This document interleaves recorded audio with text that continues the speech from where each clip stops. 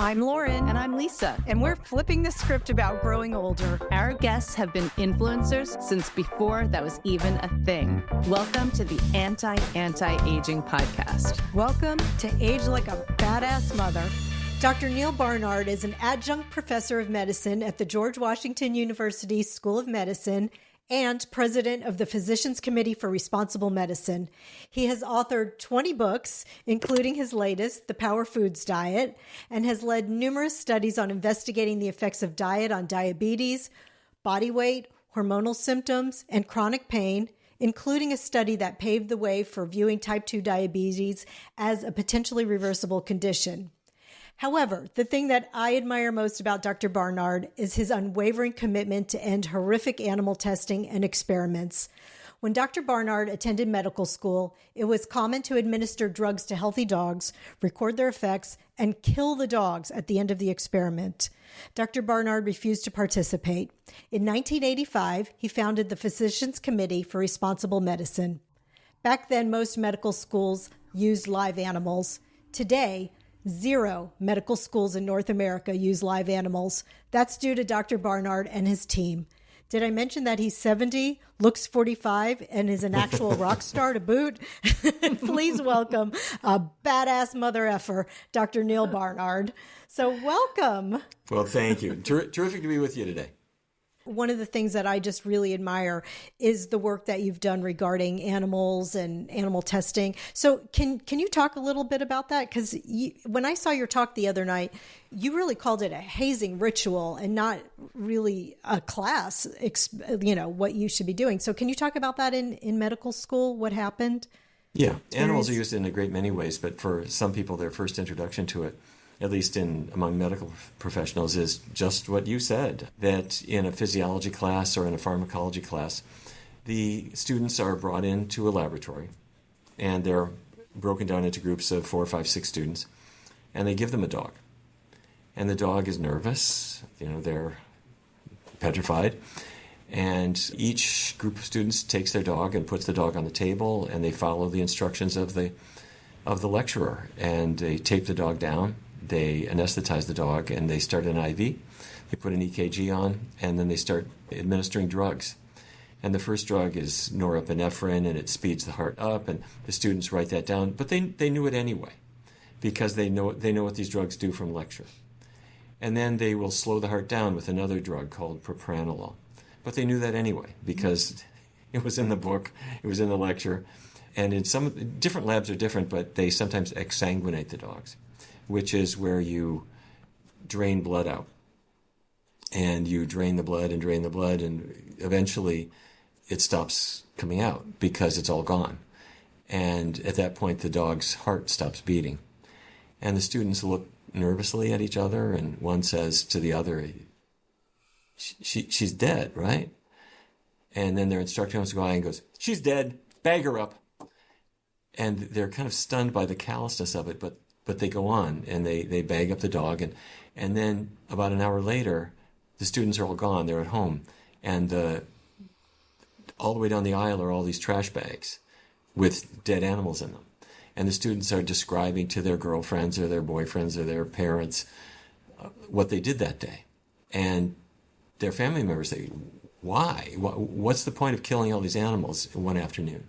And they try to describe how this is a teaching exercise. Anyway, it's obviously terrible for the dogs. They're all killed. It's terrible for the students as well, because that part of the student's brain that is learning to be compassionate and learning how to be a professional is threatened, because they're given this choice of either you participate and you become a doctor, or you defy them, and maybe you're never going to be a doctor. And anyway, for me, it wasn't a question. I mean, they said this is what we're going to do, and it was a course requirement. I just said, I don't care if it's a requirement. I mean, I'm not doing it. And so I didn't do it, and passed the course anyway, and I'm on the faculty there still today. And I just made a vow that we were going to get rid of those damn things, and we did. But that's one. I mean, that was huge, a huge victory. But there's a lot more to be done on how animals are used in toxicology, how animals are used in basic research, how animals are used at higher levels of training, surgical training, for example. we have won already at most of those too. I mean, there is not a lot of animal use left in medical education. Can you talk a little bit about the power foods diet and what do you consider power foods? Yeah, there's been a real shift over time. First of all, more and more people, really more people than ever, want to lose some weight because we're seeing increases in overweight and obesity. And many are told by their doctor, well, if we can help you to eliminate some unwanted weight, your risk of diabetes or cardiovascular disease or even things like Alzheimer's can reduce. But there's been a shift, and it's not so much calorie counting anymore or the old idea of well, just avoid carbs and that's all it is to it. There's been a shift toward dietary patterns and more plants, less animals, that kind of stuff. But within that, there has been something quite new, and that is there are specific foods. If you bring those foods in and you emphasize them and put them right up front, and I call them power foods, they'll do one of three things. They'll either tame your appetite. So you get to the end of a meal and you're satisfied, but you didn't overdo it, and your appetite somehow is in bounds. Again, you don't feel like eating as much as before. And the second thing is there are some foods that trap calories, and they go out of your digestive tract without you being able to absorb them at all, which is cool. And then the third thing is there are some foods that increase your metabolism. So you're just burning calories faster.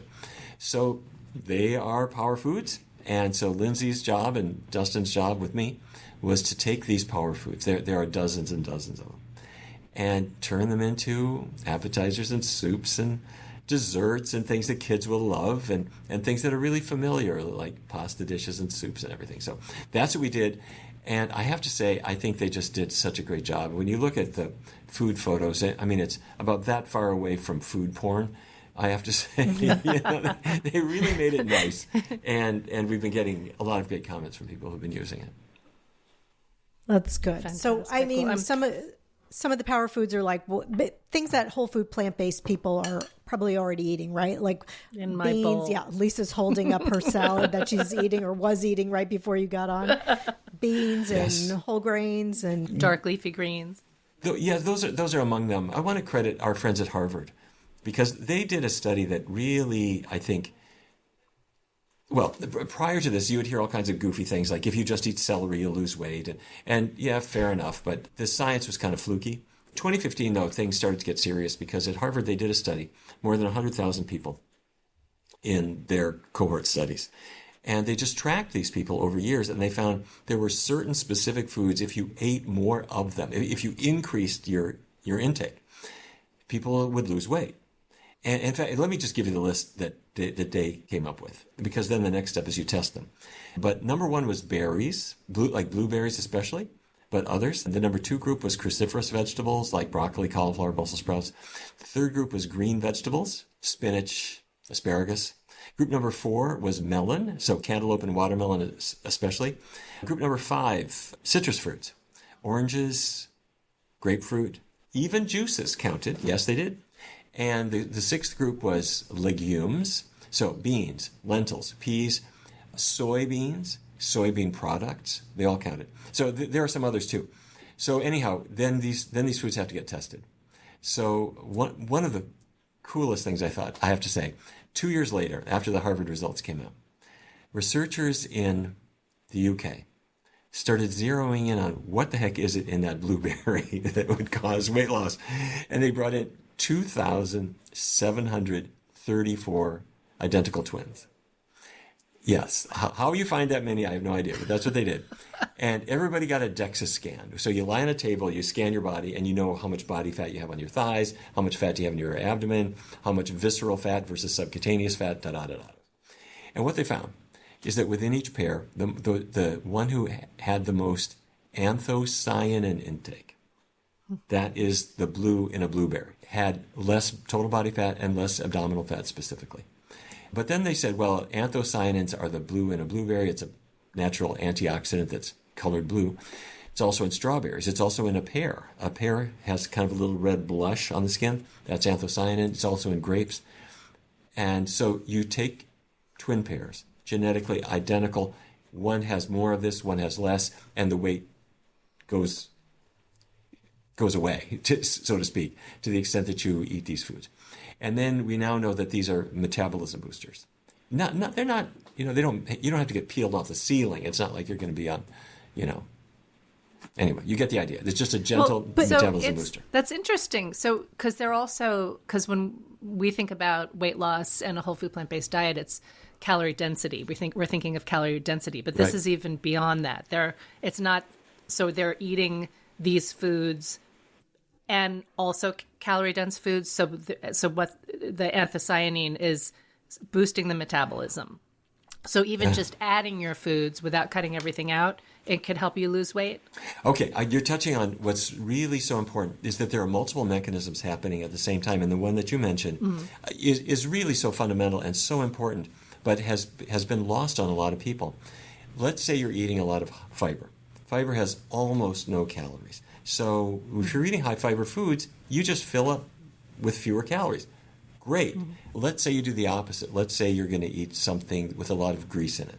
Chicken fat, beef fat, cheese fat. Every fat gram has 9 calories in it. That's the densest calorie source you can get. And some people on a plant-based diet will think, well, yeah, but let me have coconut oil.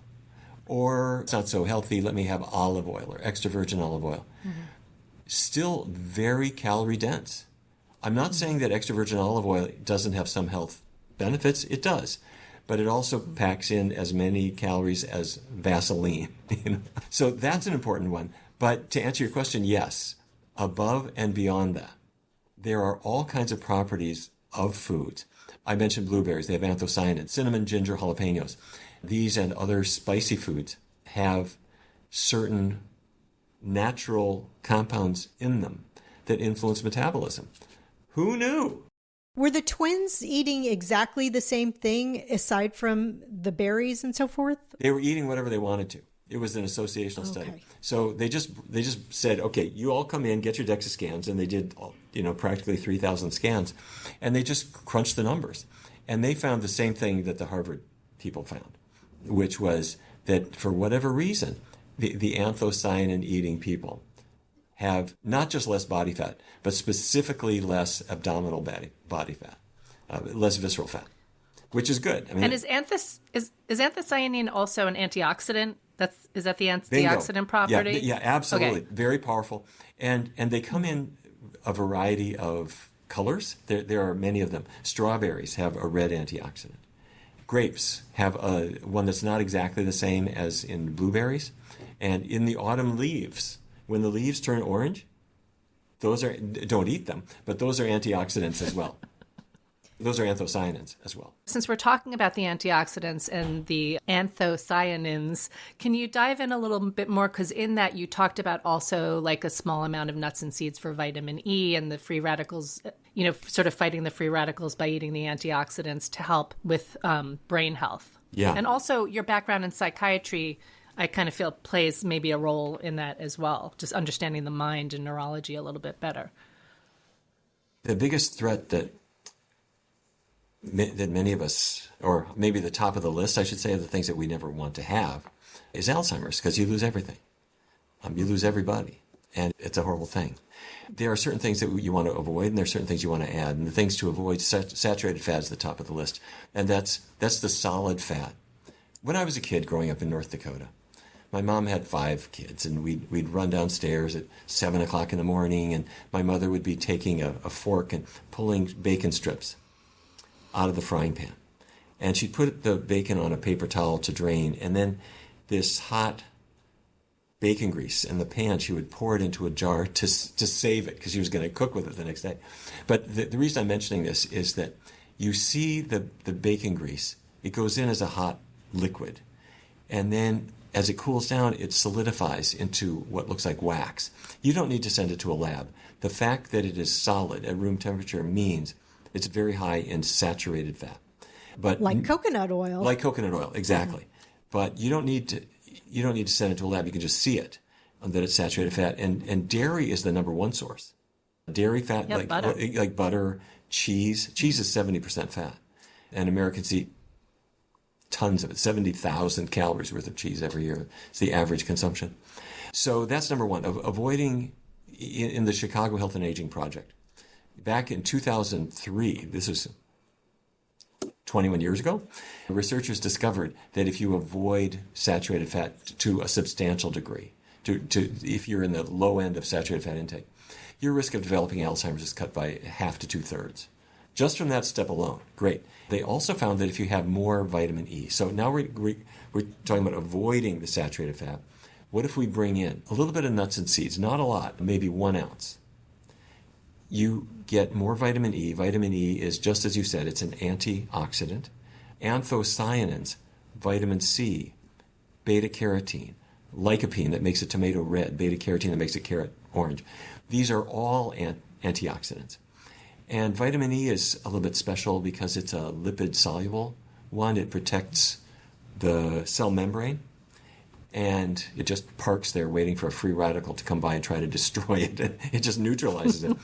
But you don't want to overdo it with nuts and seeds because they are so fatty. You're going to overdo it quite easily. But about 1 ounce per day will help, and a fairly generous vitamin E intake will cut Alzheimer's by about 50%. So we're just, I mean, these are big. These are big effects. So we want to combine them. Let's say I avoid saturated fat and add vitamin E. Great. In your food, not a supplement. So important. So important. Yes. Do not go to the health food store and say, give me a bottle of vitamin E. I want your cheapest one or your most expensive one. Don't get any of them, because there are 8 forms of vitamin E. 8 natural, different, related compounds that all together are vitamin E. That bottle may have 1 form or 2, and that's going to suppress your absorption of others. Get them in the way nature packed them, which is in seeds, nuts, and even traces in other foods. But back to the blueberry. Researchers at the University of Cincinnati did a cool thing. They brought in people up in years, average age 78, and they said, what would happen? Your memory is starting to sputter a little bit. Okay, you're having trouble remembering the name of the movie, da-da-da-da. These people didn't have florid Alzheimer's, but they had kind of old age memory loss. They tested anthocyanins, and the way they did it is random assignment to a purple liquid that could be grape juice, could be a placebo that tasted like it, but it didn't have anthocyanins in it. And they saw within 3-month period, the two groups just diverged with their ability to acquire and retain new information. So that was too simple. It was sort of a lot. It was 2 cups a day they drank, but you could do that. A pint of blueberry or grape juice was the first one. They went back. They said, well, let's confirm it, and they decided to try blueberry juice. Same story. So I personally think that we need to continue to test these things. But we are talking about changes that are totally safe, 0 negative effects. Having fruits like berries, having a little bit of nuts and seeds, avoiding the cheese and meat. These are all benign things. And let's add to it lacing up your sneakers. Because University of Illinois researchers showed that exercise is protective too. What's an ounce of nuts look like? If you take your palm and pour nuts into it, when it just is about to hit your fingers, but hasn't hit them yet, that's an ounce. Starting from the bottom of your hand. Yeah, you just make a cup. Or the middle of your palm. Okay, just make a cup with your hand. And pour them in there. But once it hits your fingers, that's more than an ounce. Now, everybody has a different size palm. But go to the 7-Eleven, buy nuts, and see what an ounce is, and just pour them in your hand, and you'll see. Okay. Now, that's more than I thought, really. Well, I have 2 other cautions. The first caution is don't eat them, because if you do, you'll fill your hand again. And if they are salted or smokehouse flavor, you're going to eat the entire container. The human psyche just can't deal with these things. The second, so what you do instead of eating them is they're now in your hand. You got an ounce. Crumble them up. Put them on your salad.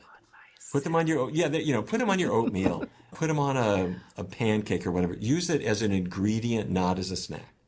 And the second thing I have to say is if you are trying to lose weight, if you're trying to reverse diabetes, or if you have any kind of hormonal issue, for a young woman, menstrual cramps, for a woman at menopause, if you've got hot flashes, these hormonal issues don't do well in the context of a high-fat diet. So this may be a time to not have nuts and guacamole and things in your routine. Okay, that's a great segue because Lauren and I do want to talk to you about hormonal changes as we age. And we do understand that the extra weight, how that impacts how your hormones you're either turning them on. I think you talk about, we might be genetically predisposed to certain things, and we can either turn them on or turn them off, right? And I think hormones kind of fall into that category. Like we could have, our mother may have had bad, severe menopause symptoms, but if we're eating differently, then we could maybe avoid that. But at the same time, those healthy fats are good for the things that we're trying to avoid as we're aging, like dementia and Alzheimer's, and keep our brains boosted. So a small amount, I would think, would be okay through those hormonal changes. I think everyone has to sort of do their own calculation. If a person is really trying to lose weight, I would suggest not having nuts be part of your routine. Keep in mind, in nature, nuts aren't there was no 7-Eleven 2,000 years ago. And nuts were in trees. And they were seasonal. And they were encased in a shell. So nuts they weren't something that you could have in a big way on a daily basis, 365 days a year. Nowadays we have factories that shell them for us and put them in packs and salt them up and flavor them up and make them accessible. And we imagine, well, that's a food group. Every squirrel will tell you that they're seasonal, so it's not something. It's not a regular part of your diet. And if only we had squirrels' paws to get them. Well, if only we had the good sense that squirrels model every day. Really, I mean, they do so much better. I mean, anyway. Don't get me started. But we do a lot of work with weight loss, with diabetes and things, and I have to say that when people really bring any fatty food into their diet in a big way, it makes weight loss difficult. And so that's where the nuts and seeds and stuff come in. I say maybe don't go there too far. I mean, there are other foods that have a lot of vitamin E without so much fat. Mangoes and such as foods like mangoes, yes, but also even green leafy vegetables. They don't have much fat, but the fat that they do have does come along with some vitamin E. And the reason it's not a significant source for most people is they just don't eat those foods. If green vegetables are a big part of your diet, as people are increasingly saying, it becomes a significant source of omega-3 and vitamin E. So that's really, I think, my best source, because when you rely on those, as opposed to nuts, which are just really concentrated in these things, the weight loss is easier. The menopausal symptoms for many people improve dramatically, as long as we're doing other things that relate to menopause too, which we can talk about. And it's really part of the solution.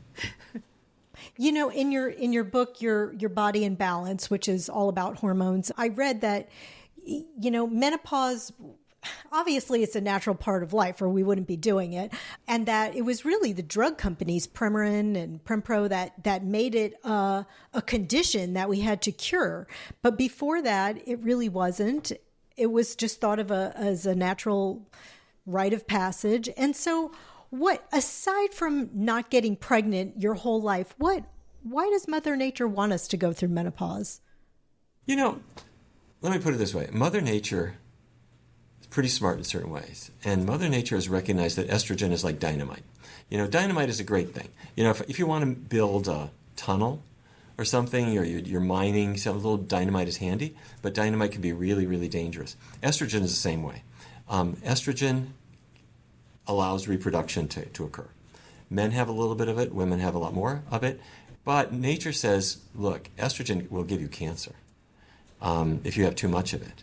And by the way, that's not unusual. All hormones are really dangerous. Insulin, you need insulin to get sugar into your cells, but you can kill yourself if you have too much insulin. Growth hormone, you need a little bit of growth hormone. Growth hormone can hurt you if you have too much. Thyroid hormone, all hormones are big double-edged swords, and estrogen is one of them. So you need a little bit, but if you have too much, it increases the risk of all kinds of problems.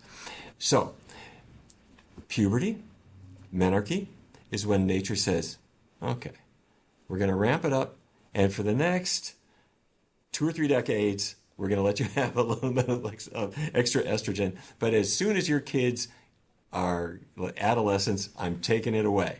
Factories closed at 50. And so some people mistakenly say, well, a century ago, women didn't live past 50. As if you're past your sell-by date. Nonsense.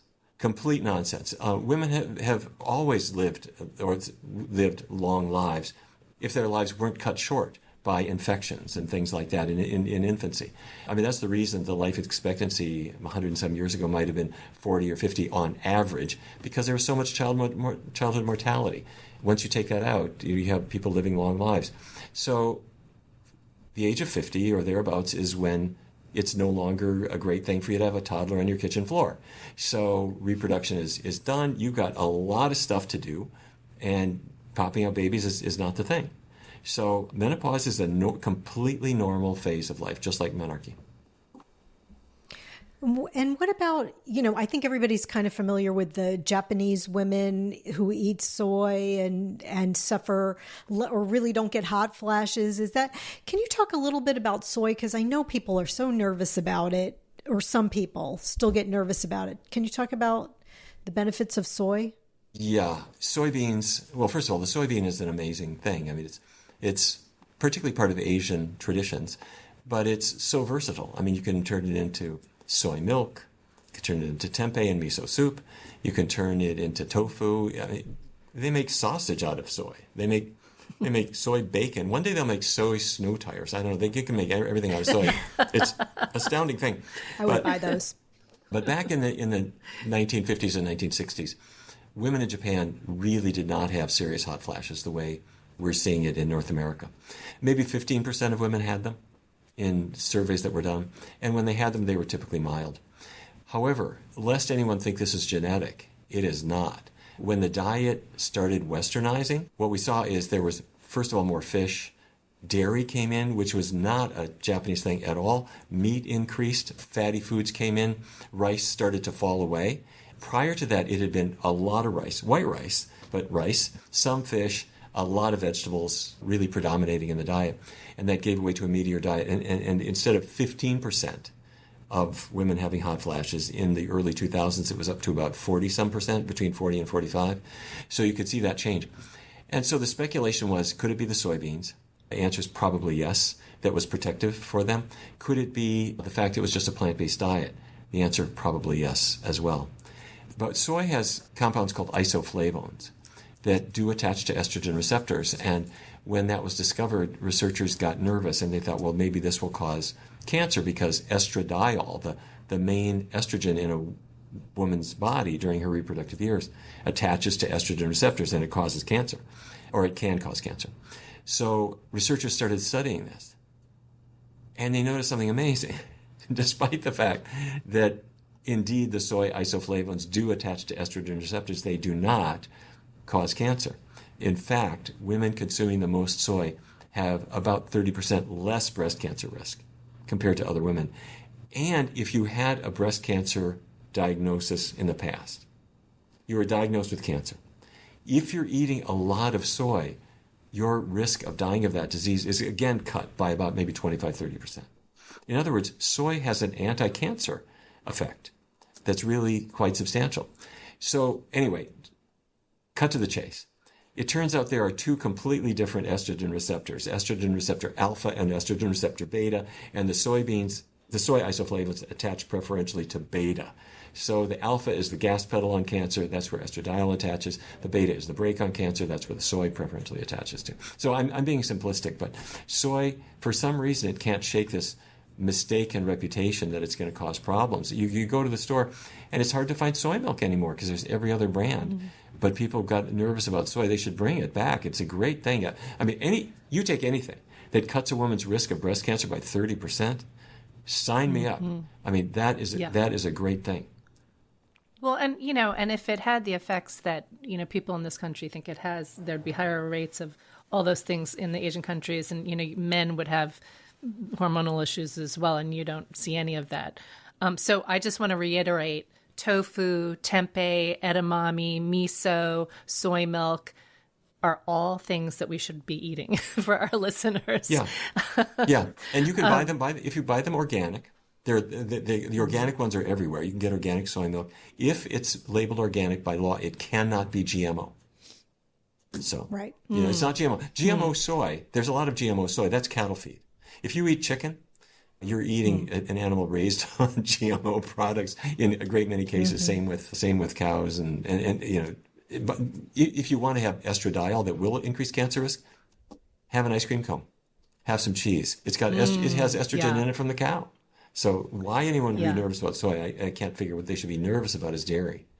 Dairy is Well, yeah, the and issue. our listeners, for those who don't know and haven't heard you talk about this, that's a really important point because, the greenwashing of hormone-free, antibiotic-free, like that's impossible for dairy to be hormone-free because the only reason they're producing the dairy is because of the hormones, right? Right. Yeah, and the FDA will not allow a carton of milk or a box of cheese. They will not allow them to label it hormone-free. The industry could say, well, we didn't inject any hormones in the cow. That's Right. true. Most dairies don't inject hormones. Some do, but most don't. The cow makes hormones. So the cow is making estrogen. She's a living, breathing animal. She's making estrogen. It gets into milk.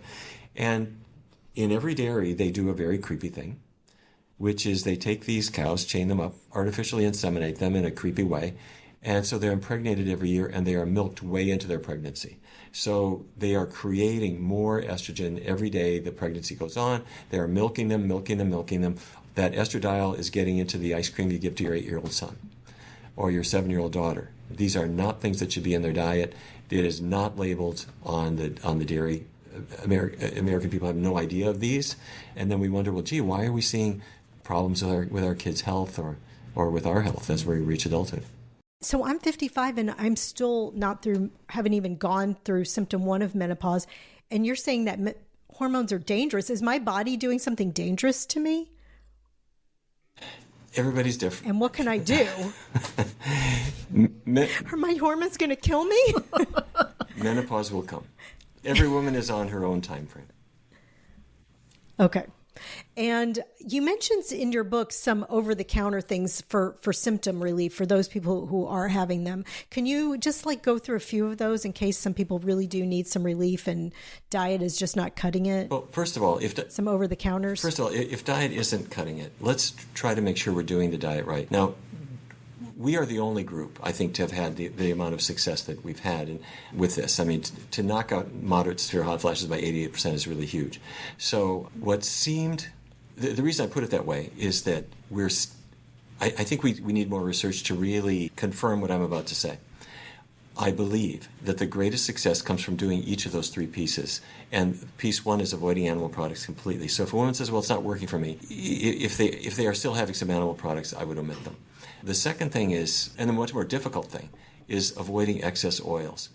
Keep in mind in Japan, back before they westernized, they were not frying a lot of stuff. They weren't using a lot of oily things. Their oil content was really low, like 10% calories or even less in some populations. So in America, if we avoid animal products, we're avoiding a lot of fat, but there is oil used in a lot of things. It's not in fruits, it's not in vegetables, it's not in beans, it's not in grains in their natural state. But it's amazing how much nut butters, and especially if you're buying even a sort of a healthy-seeming packaged food, those factories just jam oil in everything. So to decide if that's the issue, take a month or 2 months and just read the labels really carefully and really exclude the added oils. And one trick that I sometimes suggest is on any packaged food, if in one serving there is more than 3 grams of fat, set it aside. Now, you don't have to worry if for foods that don't have labels, like fruits, apart from avocados, which are fatty. Vegetables, they're all fine. Grains are all fine. Beans are all fine. But, any packaged food, be careful. And then the soybeans, 1/2 cup, mature soybeans. This is not tofu. This is not soy milk. This is not edamame. Those are all fine. Those are all fine, but they do not have the isoflavones that mature soybeans do. Edamame is a baby soybean. Oh. If you just leave it on the vine until it becomes the mature soybean, it's had time to really make isoflavones. So go online and you'll see Laura brand is the one we use, but there are other brands. Mature soybeans, and you'll see organic and non-GMO. Get those. Put them in your Instant Pot or pressure cooker. Cook them about 40 minutes. So you don't want them to be al dente. You want them to be soft. And there are a lot of different ways you can do it. I could describe the culinary part if you want. But have a half a cup of them every day. So you do all those 3 things. And the one that people tend to not do very carefully is the oil part. I don't know why. And I don't think anybody knows why, but at Tufts University back in the 90s, they found that oil was really critical with regard to estrogen function. And what they were focusing on was breast cancer. That when women would avoid oils, when they would cut down on oils, their estrogen subfractions would go down. And we haven't sorted it all out. You might think, well, that would make hot flashes worse. We're trying to take the diet out of it. So we keep oils out, we keep animal products out, we bring the soybeans in, and just try that. Failing that, I mean, there are all kinds of other treatments that people will use. I mean, doctors use a number of other medications, non-hormonal medications, but I'm going to leave that between women and their doctors to discuss. Okay, so you don't want to recommend any over-the-counter products like black cohosh or any, no? I don't have anything bad to say. No pressure if you don't want to. I don't have anything bad to say about them. I just don't think black cohosh works very well. And I'm not super impressed with the soy isoflavones used in isolation. There are a lot of people who will take genistein, which is a soy isolation, a soy isoflavone, and they will isolate it from the soy. They'll throw away the soy, but they'll market you genistein. Mm-hmm. I'm not blown away by the data on them. So nature made these little pills that are round, and they contain all the isoflavones in a soybean. They call it a soybean. So have that. And if you had... I didn't know that about the soybeans. I thought like tempeh or, Lisa, you probably thought that too. They are fine. The less processed soy is what I was trying to call out tempeh, in that you list. can actually see the soybeans in there. So have those things if you want. Have them as part of your routine. Mm-hmm. But if you have symptoms and you're trying to get a handle on it, whatever else you may eat, if you have soy, fine. But have my half a cup also. And then once you've knocked out your hot flashes, if you want to back off on it and see how you do that. And by the way, how to make this doable? You could take the soybeans that you've cooked in your Instant Pot. I mean, they're wet cooked beans. You can put them in soups. You can add them to a salad like pine nuts. That's fine. Or you can get fancy with it and get a cooking sheet or a casserole dish. Cover it with parchment paper and spread out the cooked soybeans. You've cooked them in your Instant Pot. You took them out. Spread them out kind of thin on the parchment paper. Put them in the oven. Put them at 350 for an hour. You're toasting them. And if you take them out and they're still a little moist, put them back in. I want them to come out dry. And when they come out dry, you put them in a glass bowl, and you've just now got this snack that you could put in your... Yeah, and you crunchy could soybeans. If you're, that's what I do with my you put them in chickpeas. your luggage. I'm going to do it with my soybeans. And you can salt them. You can put garlic on them. You can put anything you want, and it's a very nice snack. Now, if you say, well, I want those, but I don't want to do the work, you can go online. There's a company called Toasted, Toasted. Toasted. They'll just sell you the ones that they make. So have fun with it. That's really good great. advice. But do that in addition. If you're having other soy, soy, do this in addition to that while you're sorting it out. Because my goal is to cure you, and give yourself some time. We saw a lot of people are fine within a week. Most people need more time. Our study was 12 weeks for most people. By about week 5, 6, 7, they've got the effect they're going to get. Okay, thanks, Betty. Great job. Yeah. Betty's regimen. Okay, the Betty study. The Betty study. Okay, well, I know Lisa's itching to ask you about music, but just let me ask you a couple. What's your beauty routine? Because look at you. You look phenomenal. Do you have do you have a favorite moisturizer? What do you do? Why you look so good? Well, aside from your diet. That's very sweet of you to ask. No, I'm a typical guy. I mean, I neglect everything. I got a bar of soap and a towel, you know. You know how guys are. So anyway, thank you for saying that. So you really don't. You don't moisturize or do anything? I think it must be a frustrating thing to have guys like me who just really just don't do anything at all. I mean, I eat. Oh my gosh, it kind of is. I eat pretty clean diet. I haven't eaten animal products in 40 years, and I exercise and try to have fun in life, and that's kind of my whole routine. So, okay, so I think it's the rock music. Yeah, maybe that keeps that's you it. young. I don't know. I just have two questions back on what you were talking about. So just back, rewinding a little bit. Lauren is very low fat, strict oil free. I'm low oil and, don't do saturated fats, but I do eat nuts and seeds. But I also don't have a weight issue.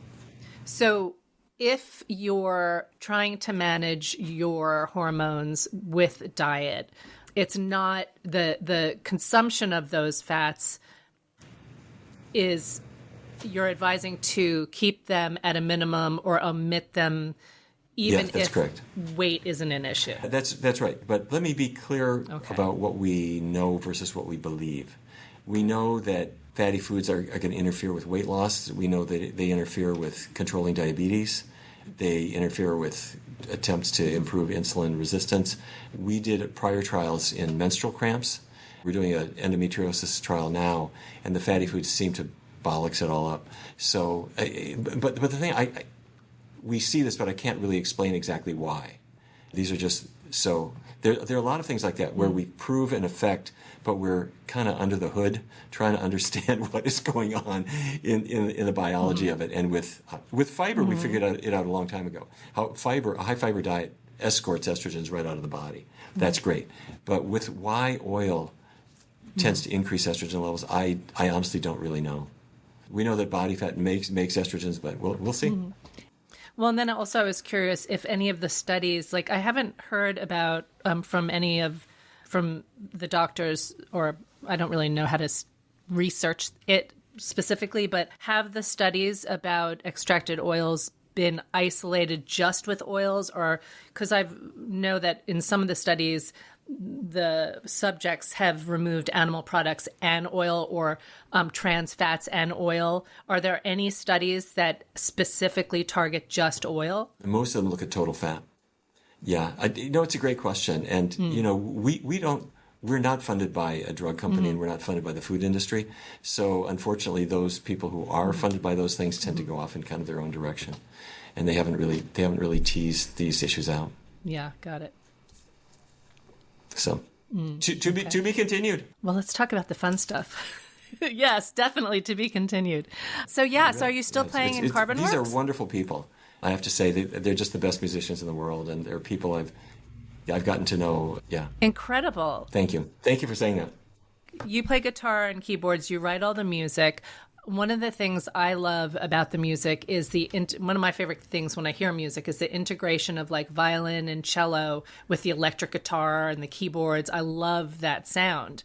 And everybody in the band is so good. But what I love about your music is it's very eclectic in terms of like the types of music that you play. Like you have like the punk song, Samurai, that's a little more punky. And then the song you wrote the really poignant song you wrote during the pandemic, Everything's All Right.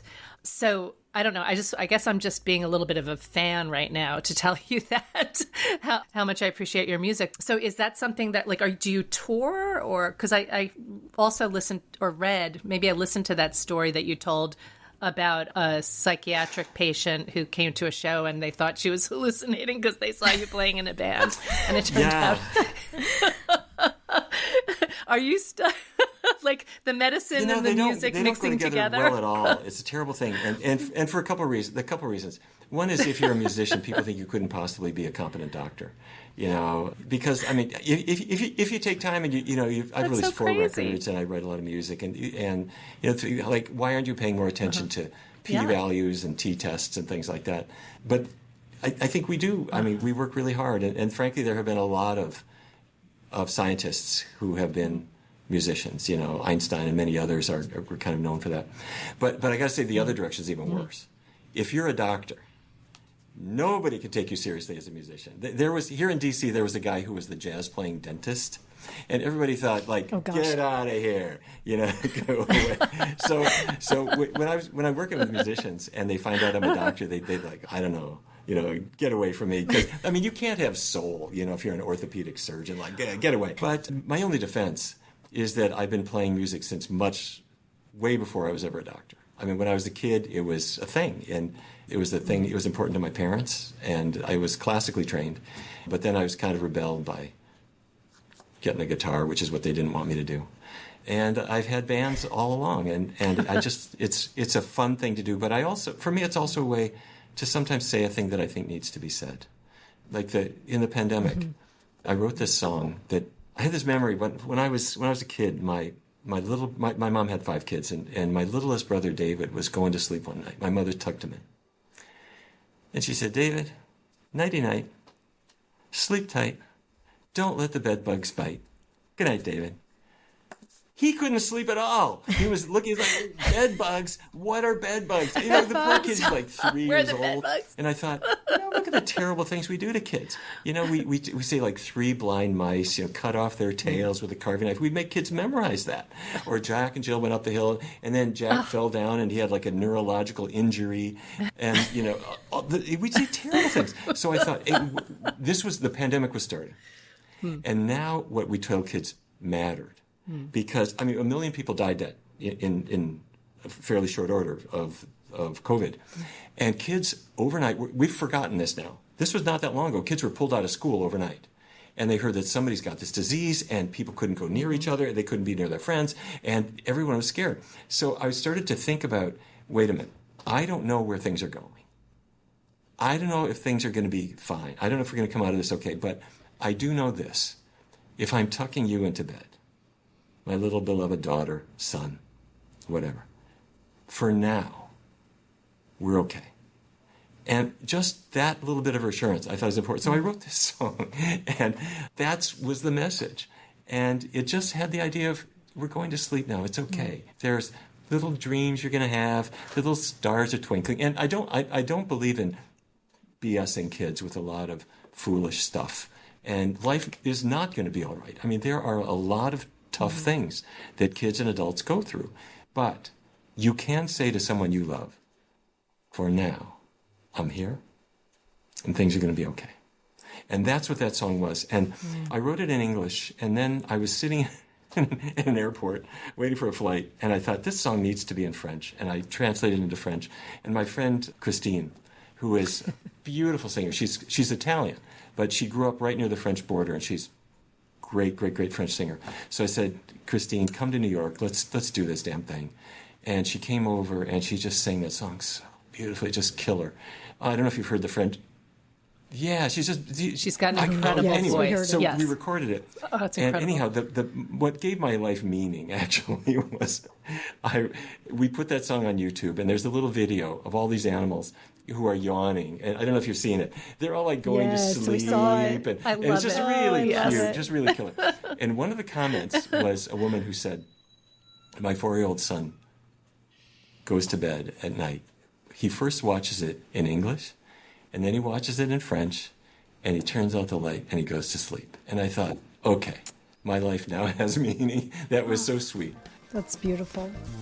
Well, thank you. Thank you for all of your contributions to our world. You're something. We really appreciate you. Well, thank you.